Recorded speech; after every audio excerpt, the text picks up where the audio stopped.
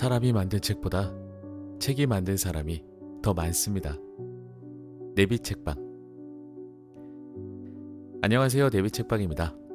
오늘 소개해드릴 책은 아주 개인적인 군주론입니다. 이시한 지음, 출판사 21세기 북스입니다. 나를 지키는 마키아벨리 500년의 지혜. 하버드대, 옥스퍼드대, MIT, 서울대 필독서. 서울대? 군주론을 깨우다. 지식탐험의 대가 이시안이 전하는 비정하지만 가장 지혜로운 인생의 조언들. 군주론 하면 떠오르는 수식어가 참 많은데 일단 성서 다음으로 많이 읽히는 유명한 책, 이게 가장 많이 떠오릅니다. 자, 목차 소개부터 한번 드려볼게요. 목차는 각 부에 따라서 장이 나눠져 있고 그 장 안에서도 여러 개의 소장들이 있습니다. 소제목의 글들이 있는데 아마도 제 생각에는 이 책은 작가님께서 조금 간추리거나 조금 이렇게 친절하게 알기 쉽게 꼭 알아야 되는 내용들만 좀 엄선해서 책을 만드신 게 아닐까 하는 짐작만 하고 있습니다. 그래서 목차 소개는 부만 소개를 해드리도록 할게요. 발음이 왜 이렇게 이상하냐. 각 부만 소개해드려 보도록 하겠습니다. 프롤로그 있고요. 제가 가장 좋아하는 부분이죠. 프롤로그. 그 다음에 1부, 진짜 마키아벨리를 만나다. 다음으론 장도 소개를 좀 할게요. 부와 장만. 1장, 마키아벨리에 관한 몇 가지 오해. 2장, 혼돈과 변화의 롤러코스터. 3장, 왜 다시 군주론이어야 하는가. 4장, 불행을 견디는 자세. 2부입니다. 변화된 사회와 새로운 군주론. 아무래도 사회가 변화되면 그 변화된 사회에 맞는 새로운 해석들이 좀 나와줘야 하는 거겠죠. 1장, 다가온 미래, 운명에 순응하지 말 것. 2장, 나만의 역량과 가치관을 창조할 것. 지금 잘 들어주시면 감사할 것 같습니다. 왜냐하면 제가 이렇게 장 소개를 하면서 가장 마음에 드는 장을 오늘 소개해 드릴 거거든요. 책의 전부를 다 소개하기 어렵기 때문에 만약에 마음에 드시는 장의 제목이 있으면 꼭 기억을 해주세요. 3장, 지속 가능한 성장을 꾀할 것. 4장, 전략적으로 이미지를 관리할 것. 이미지 관리는 다들 열심히 하시지 않나 싶습니다. 특히 외형적인 것들도 기본적으로 다들 관리를 많이 하시고 요새는 내면적인 것들도 관심이 많으시죠. 3부, 군주론에서 배우는 리더의 자질과 조건. 1장, 새로운 게임엔 왜 새로운 규칙이 필요한가. 2장, 비정하고 현실적인 군주의 자질. 3장, 리더십의 본질은 무엇인가. 4부, 통치의 기술. 모든 것은 사람으로부터. 1장, 곁에 어떤 사람을 둘 것인가. 저는 이게 좀 관심이 갑니다. 어떤 사람을 둘 것인가. 모든 것은 사람으로부터. 요 부분이 굉장히 좀 흥미로운데 계속 소개하겠습니다. 2장, 유능한 구성원은 리더가 만든다. 3장, 건강한 조직 문화는 어떻게 만들어지는가. 4장, 각자 도생 사회에서의 군주론. 자, 이렇게 해서 목차 소개는 마무리가 되고요. 끝으로는 에필로그와 책에 나오는 주요 키워드를 정리한 부분이 있습니다. 자, 제가 목차 소개 드리면서 조금 관심 있었던 장이나 제목들이 좀 기억나시는 게 있을까요? 오늘은 그 부분을 소개해 드려 보고자 합니다. 결국엔 대답이 없으실 거기 때문에 여러 번 정말 저도 수차례 몇 년 동안 방송을 해오면서 항상 느끼는 겁니다. 다들 답이 없으세요. 그래서 결국엔 제가 조심스럽게 한번 권해드려 보도록 하겠습니다. 저는 요새 같은 이런 분위기에, 이런 사회의 현상 속에서는 사람에 관한 관심이 더 많아야 되지 않나 싶습니다. 물론 관심과 참견, 이것은 명백히 다른 말이기 때문에 우리는 관심을 좀 참견으로 착각하거나 혹은 참견이 관심이라고 믿고 그렇게 행하는 행동들이 좀 보이는 것 같아서요. 관심은 말 없는 응원 정도라고 해야 될까요? 말이 있으면 더 좋은데 말하기 부끄러우면 저는 좀 긍정적인 면이 관심이라고 생각을 하는데, 참견 말고 어쨌든 모든 것을 사람에게서 좀 해결하는, 사람으로부터 뭔가가 이루어지는 그런 걸 좀 바라고 있습니다, 개인적으로. 그래서 저는 4부에 통치의 기술, 모든 것은 사람으로부터, 물론 오해는 없으시길 바랍니다. 제가 뭐 사람들을 통치하고 싶어서 그러는 건 아니기 때문에 저는 뭐 지도자가 될 생각이 없습니다. 제 자신 스스로를 지도하기에도 바쁜 사람이라서 누군가를 지도할 틈이 없어요. 자, 1장은 곁에 어떤 사람을 둘 것인가입니다. 2장은 유능한 구성원을 리더가 만든다. 3장의 건강한 조직 문화에 대한 것들이 있겠고요. 4장은 각자 도생 사회에서의 군주론이 있는데, 저는 4부 1장을 한번 소개해드려보면 어떨까 싶네요. 분량이 많지 않기 때문에 아주 짧지만 천천히 제 생각을 좀 곁들여서 소개를 해보고자 합니다. 4부로 가시죠.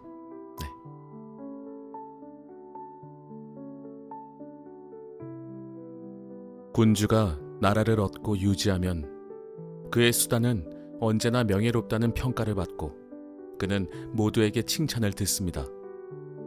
왜냐하면 민중은 겉으로 보이는 것과 일의 결과에 끌리기 때문입니다. 마키아벨리, 군주론. 4부, 통치의 기술, 모든 것은 사람으로부터.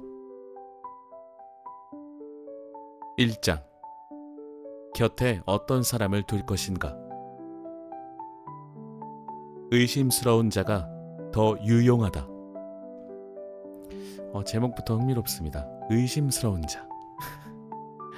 의심스럽다라는 것이 그 안에 어떤 에너지 혹은 어떤 능력을 갖고 있는지 궁금하게 만든다는 게 아닐까 하는데요.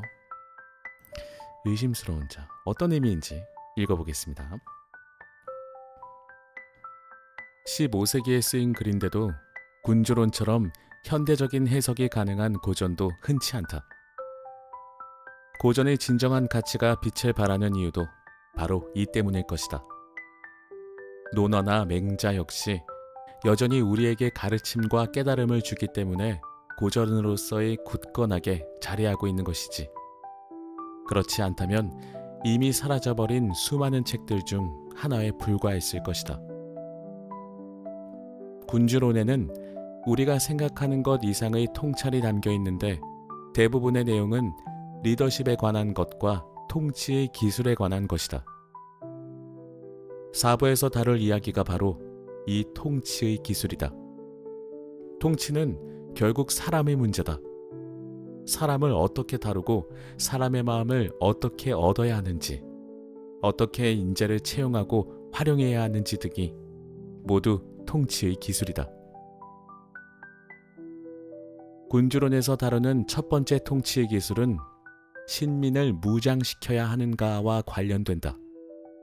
예를 들어 내가 팀장인데 팀원 한 명이 아주 일을 잘한다고 해보자. 그런데 이 팀원이 일을 너무 잘한 나머지 내 팀장 자리를 위협할 만한 잠재적 경쟁자가 될 수도 있다. 그렇다면 이 팀원을 전폭적으로 지지해 계속 일을 잘하도록 장려해야 할까? 아니면 내 자리를 위협하기 전에 어떻게든 잘라버려야 할까? 팀장의 입장에서는 이런 고민을 할 수밖에 없다. 고민될 것 같습니다. 내가 팀장인데 내 밑에 팀원이 일을 너무 잘해. 어떻게 해야 될까요? 어떻게 해야 될까? 저는 비슷한 경험이 없어요. 저보다 잘하는 팀원은 본 적이 예전에 직장 생활할 때 잘하는 팀원은 본 적이 없었던 것 같습니다. 다행스럽게도. 저희는 경력이 되게 중요한 일이었어가지고 다행스럽게도 그런 경우는 겪어보질 않았네요. 계속 읽어보겠습니다. 군주 혹은 리더의 자리에 있다 보면 이런 일은 비일비재하다. 군주의 입장에서 신민이 무장을 하지 않는다는 것은 곧 나라에 무력이 없다는 것을 뜻하고, 무력이 없는 나라의 군주는 역량이 부족한 군주가 될 수밖에 없다. 그렇다고 신민을 무장시키면 언젠가 그들의 창이 군주 자신을 겨눌 수도 있으니 군주로서는 신민의 무장 유무가 딜레마가 아닐 수 없다. 신민을 무장시켜야 하는가 말아야 하는가에 대해 마키아벨리는 무장을 시키되 혜택을 주어야 한다고 말한다. 이거 굉장히 지혜로운 방법이 아닐까 싶습니다. 여기서 말하는 무장이라는 것은 능력을 갈고 닦을 수 있게 혹은 능력을 발휘할 수 있게 도와주는 것을 의미하지 않을까 싶은데요. 그랬을 때 내 자리가 위협을 받는다 라는 염려가 된다면 혜택을 주면 된다 라고 말하네요. 부하 직원이 뛰어나게 유능하면 그 사람한테 계속해서 일을 맡겨야 회사가 발전할 수 있듯이 신민을 무장시켜야만 나라가 발전하고 유지될 수 있다는 이야기다. 마키아벨리는 신민을 무장시키되 다만 이들이 나쁜 생각을 하지 못하도록 지속적으로 혜택을 주라고 말한다. 혜택은 앞서 언급했던 것처럼 공정하고 투명하게 평가하고 그들이 집단에 기여한 만큼 보상해 주는 것이다. 부하 직원의 능력이 너무 뛰어나 내 자리를 위협할 것 같더라도 일을 잘하는 사람에게는 지속적인 기회를 제공해야 내가 이끄는 조직의 성과가 빛을 발할 수 있다. 나무보다 숲을 보라는 조어드로 해석할 수 있다. 자, 아까 나온 내용. 무장을 시키되 혜택을 주어야 한다. 이 부분은 밑줄을 좀 긋고 넘어갈게요. 자, 두 번째 통치의 기술. 의심스러운 사람들이 더 유용할 수 있다는 것이다. 리더의 자리에 있다 보면 저 사람은 진짜 내 편인 것 같다는 생각이 드는 사람이 있는가 하면 저 사람은 언젠가는 나에게 창을 겨눌 것 같다는 의심이 드는 사람도 있다. 또 일종의 라인을 타고 내게 충성하는 사람이 있는가 하면 정반대로 라인 따윈 무시한 채 자기 일만 하는 사람도 있다. 이렇게 다양한 사람들 가운데 어떤 사람을 곁에 두는 것이 내게 더 유리할까? 이것도 궁금합니다. 의심스러운 사람? 일만 하는 사람? 많이 궁금한데. 마키아벨리는 의심스러운 사람들이 더 유용할 수 있다고 조언한다. 이미 자신이 군주와 의형제 관계 정도 된다고 믿는 사람들은 저는 먼저 눈으로 읽기 때문에 저도 모르게 괜찮은 솔루션이다 라는 생각이 들어서 감탄사가 나오고 말았네요. 읽어드릴게요. 이미 자신이 군주와 의형제 관계 정도 된다고 믿는 사람들은 굳이 열심히 하지 않아도 된다고 생각한다. 하지만 군주가 자신을 믿지 못한다고 생각하는 사람들은 더 열심히 일하고 충성을 다하기 때문이다.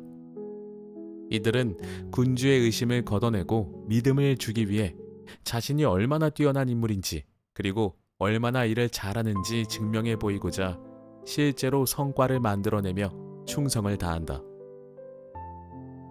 이것도 그런 것 같습니다. 그런 것 같아요. 특히 대한민국 사회에서 이런 상황을 많이 덜어 목격하시지 않습니까? 많이는 아니고 덜어 목격하시지 않을까 싶은데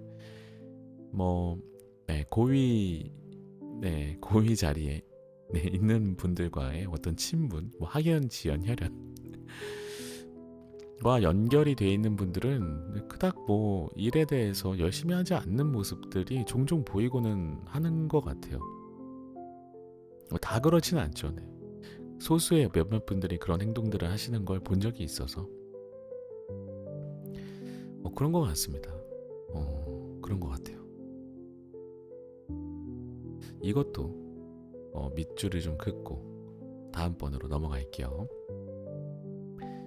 세 번째 통치의 기술은 친근한 사람의 동기를 살펴보라이다. 동기라는 거는 이유 같은 걸 말하는 거겠죠. 왜? 왜가 되겠습니다. 왜? Why? 나한테 호의를 베풀거나 잘해주는 사람이 있다면 그가 왜 그렇게 행동하는지 생각해 보라는 말이다. 내 앞에서 보이는 행동을 온전히 믿지는 말아야 한다. 왜 나한테 접근했는지, 나를 따르는 이유가 무엇인지, 왜 호의적인지를 따져보고 그 동기가 불순하면 그 사람을 믿어서도 안 되고 가까이 두어서도 안 된다. 너무 비정하게 느껴질 수도 있지만 사적인 관계가 아닌 공적인 관계에서는 반드시 필요한 태도다. 그래야만 나라를 위해서든 회사를 위해서든 조직을 위해서든 훨씬 더 좋은 결과를 만들 수 있다. 자, 이번에는 사람의 동기를 한번 살펴보라 였습니다. 요새 스팸 관련해서 굉장히 많은 전화나 문자 메시지들을 받으실 것 같아요. 저는 굉장히 많이 받고 있는데 거기에서 보면 굉장히 친근한 말로 이렇게 말하죠. 10억을 벌고 싶으신가요? 이 사람이 나는 본 적도 없는데 엄청난 돈에 엄청난 액수의 돈을 벌 수 있게 만들어주겠다. 이 사람이 왜 그럴까? 우리는 생각해봐야 합니다. 심지어 가까운 사람이 이런 말을 하더라도 우리는 왜인지를 좀 생각을 해봐야 될 것 같아요. 뉴스를 보다 보면 특히나 요새 더 많은 사기 관련된 범죄들이 일어나고 있는 것 같아서 나한테 잘해주는 사람이 있다면, 자, 이 책에서 분명히 말을 하고 있습니다. 친근한 사람의 동기를 살펴보라. 왜? 왜라고 물어봐야 될 것 같아요. 야, 너 진짜 괜찮은 투자 쳐 있는데 소개해줄까? 왜? 야, 이거 대박이라니까? 이거 한 번 넣잖아? 3배, 4배 그냥이야. 왜? 다들 자신의 몸을 자신의 자산을 잘 지키면서 살아야 되지 않을까. 다음 장입니다. 로열티가 높은 사람을 뽑아라. 마키아벨리는 군주가 해서는 안 되는 가장 나쁜 실수 중 하나가 부적절한 사람을 관리 자리에 앉히는 것이라고 말한다. 와, 이것도 너무 공감이 됩니다. 군주가 해서는 가장 안 되는 나쁜 실수, 부적절한 사람을 관리 자리에 앉히는 것. 이거 굉장히 중요합니다. 밑줄 긋겠습니다. 바꿔 말하면 사람을 대충 뽑아 잘 가르치는 것보다 처음부터 좋은 사람을 뽑는 것이 훨씬 이롭다는 이야기다. 실제로 기업에서 직원을 채용할 때 서류 전형에 필기시험, 면접까지 실시하지만 유능한 인재를 가려 뽑는 일이 쉽지는 않다. 또 하나는 관리로서의 자질과 역량이다. 가려 뽑는다고 뽑았는데 관리로서의 로열티가 없다면 그것 또한 채용의 실패다. 로열티는 임금이나 국가에 대해 진정으로 우러나오는 정성스러운 마음을 말한다. 다시 말해 자신이 몸담고 있는 회사나 하고 있는 일에 대해 정성을 다하는 마음이 있어야 한다는 것이다. 지속적으로 로열티를 가질 수 있도록 동기부여를 하려면 그에 따른 보상이 있어야 한다. 그리고 보상은 미리 해서는 안 된다. 이 부분도 밑줄 그을게요. 보상을 미리 해서는 안 된다. 미리 보상하면 받는 입장에서는 의도하지 않아도 자연스레 먹튀가 되기 때문이다. 이런 용어를 쓰셨네요. 저자분께서 먹튀라는 단어를 쓰실 정도로 굉장히 현 시대에 맞게 군주론을 해석해 주셨습니다. 이런 여러 가지 이유 때문에라도 정당하고 공정하고 투명한 보상 시스템을 구축해 놓는 것이 필요하다. 이를테면 코로나19 이후 재택근무를 하는 사람들의 수가 눈에 띄게 늘었는데 재택근무를 하기 위해서는 가장 먼저 갖춰야 할 요소가 원활한 소통을 위한 플랫폼 구축이다. 하지만 그보다 더 중요한 요소는 평가 시스템이다. 제대로 구축된 평가 시스템은 개개인의 업무 역량이나 업무 결과를 평가하기 위해서도 필요하고 또 승진이나 보상을 위해서도 꼭 갖춰야 한다. 영업 분야처럼 실적을 수치화할 수 있는 부서는 평가가 수월하지 않지만 인사, 회계, 기획 등 그 외의 부서들은 가시적인 결과물로 업무를 평가하기가 쉽지 않다. 그렇기 때문에 더더욱 정교한 평가 시스템을 구축해야 하고 이런 시스템이 제대로 갖춰진다면 재택근무를 확대하는 것도 얼마든지 가능하다. 제가 이 앞부분을 좀 잘못 읽은 것 같아서 다시 한번 확인해 보겠습니다. 영업 분야처럼 실적을 수치화할 수 있는 부서는 평가가 수월한데 그 외적인 부서들, 인사회계, 기획 같은 부서들은 가시적인 결과물로는 업무 평가가 쉽지 않기 때문에 더더욱 정교한 평가 시스템을 구축해야 한다. 그리고 그 평가에 따라서 올바른 보상이 꼭 주어져야 된다는 것을 마키아벨리는 강조하고 있는 것 같습니다. 보상이라고 하면 적절한 연봉이겠죠. 아니면 성과급, 성과금 이 정도. 이는 근무 태도 관리에도 마찬가지로 적용된다. 가령 아침 9시에 출근해서 밤 10시까지 일하는 직원 A가 있다고 하자. 몇 시간을 일하는 거지? 이러면 안 됩니다. 이렇게 하면 안 돼요. 특별한 경우가 아닌 이상 이렇게 하면 안 되죠. 건강을 해치니까. 그리고 11시쯤 출근해서 5시 정도에 퇴근하는 직원 B가 있다. A의 근무 시간은 B의 2배 정도다. 그런데 업무 평가 결과를 보면 B가 A보다 훨씬 점수가 높다. 다시 말해 A는 아침부터 밤까지 저녁 식사비에 야근 수당까지 받으면서 거의 12시간 일하지만 그래도 받을 건 다 받으셨네요. 다행입니다. 대여섯 시간 일하는 B보다 업무 평가가 훨씬 떨어진다. 당신이 리더라면 둘 중 어느 쪽 직원이 더 마음에 들겠는가? 여러분들은 어떤 선택을 하시게 될까요? 저녁 식사비, 야근 수당 받으면서 일을 하지만 열심히 하는데 그래요. 식사비랑 야근 수당 다 좋아요. 어쨌든 열심히 하는 게 더 멋있어 보일 것 같아요. 그런데 공교롭게도 업무 평가가 좀 떨어지는 거죠. 비교했을 때. 저라면 어떤 직원을 더 선택할까요? 성과 관리는 기업 경영에 있어서 매우 중요한 요소이지만 근무 태도 관리 시스템이 제대로 구축되어 있는 회사가 많지 않다. 공정한 업무 평가에 대한 아쉬움 또한 늘 존재해왔다. 그러다가 코로나19로 인해 어쩔 수 없이 재택근무를 시행할 수밖에 없는 상황에 놓이자 정교한 평가 시스템을 구축하는 회사들이 늘어나기 시작했다. 재택근무를 경험한 사람들의 이야기를 종합해보면 업무의 효율성이 훨씬 높아졌다고 한다. 이뿐만 아니라 재택근무는 전체 에너지 절감 차원에서도 실보다 득이 크다. 일단 출퇴근을 안 해도 되기 때문에 그로 인해 발생하는 탄소 발자국이 확연히 줄어든다. 이는 요즘 많은 기업들이 추구하고 있는 ESG 경영 철학에도 부합한다.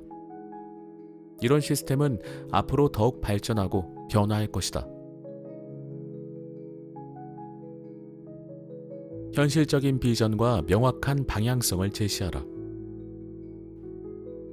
군주는 이미지가 정말 중요하다. 리더가 탁월하다는 평가를 받으려면 과연 어떻게 해야 할까? 마키아벨리는 군주가 탁월하다는 평가를 받으려면 지속적으로 도전하는 일을 만들어야 한다고 이야기한다.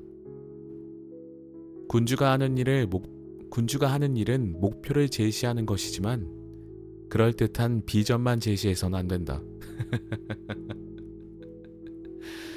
이거 어디선가 많이 본 내용인데 제가 예전에 일할 때 느낌이 좀 나서 목표를 제시하는 건데 어떤 일을 해야 하는지 우린 어떻게 될 것이다 라고 얘기하는 게 아니라 확인할 수 없는 단언할 수 없는 비전만 자꾸 제시하는 그런 상황을 제가 경험한 적이 있어서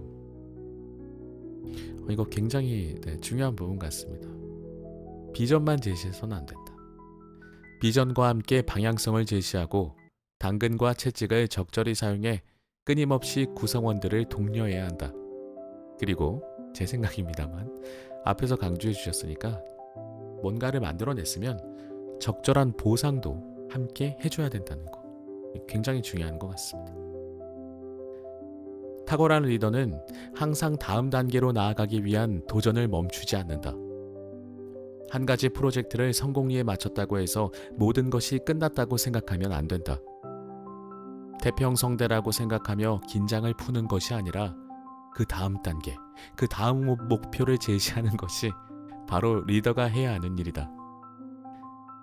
그런데 리더가 큰 그림을 제시하는 데에는 게으르고 무능하면서 구성원들이 해야 하는 실무만을 담당한다면 회사는 어떻게 될까? 그 회사나 팀은 더 이상 앞으로 나아가지 못한 채 성장을 멈출 것이다. 이런 현상을 흔히 마이크로 매니징이라고 하는데 리더가 팀원들의 세부적인 업무 분야까지 일일이 참견하며 간섭하는 것을 말한다. 별의별 걸 다 간섭하고 지시하며 심지어 보고서의 서체나 맞춤법까지 참견하고 지적하는 경우다. 물론 그런 세세한 부분까지 신경 써서 보고서를 만들면 금상첨화다. 윗사람이 보기에 꽤나 성의 있게 일하는 사람처럼 보일 테니 말이다. 하지만 구성원들이 더 중요하게 생각하는 것은 리더가 현실 가능한 비전을 제시하는가, 그리고 그 비전을 이루기 위한 명확한 방향성을 가지고 있는가 하는 것이다. 그런 것들을 두루 갖추고 있는 리더가 사소한 실무까지 참견한다면 구성원들은 리더의 그런 참견과 간섭을 어느 정도는 이해할 수도 있다.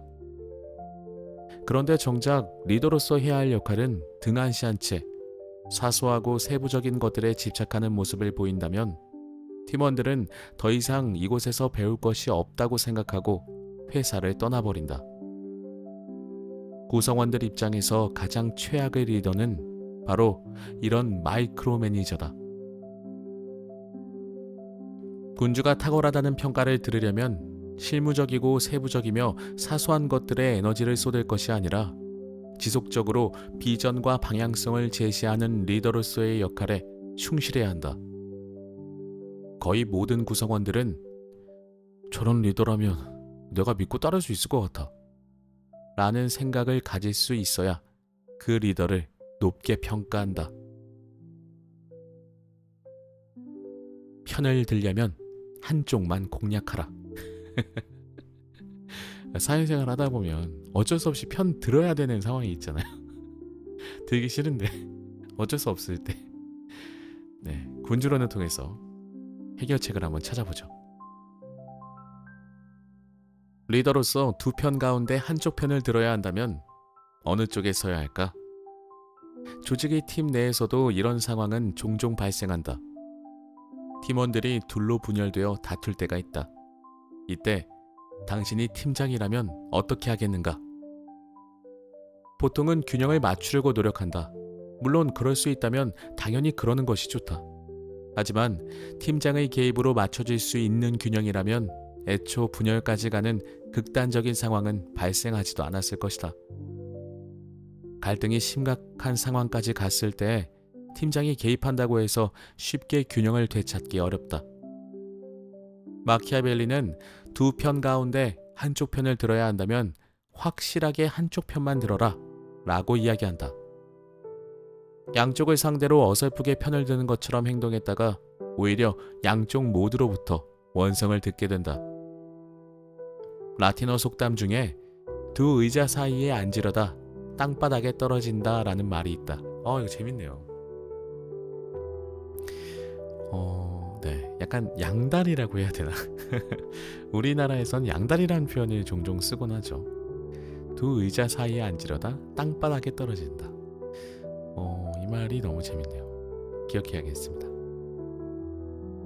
양쪽 모두의 마음을 잡으려다 양쪽 모두로부터 미움을 받는 상황이 생길 수 있으니 정확하게 한쪽 편을 들어주라는 뜻이다.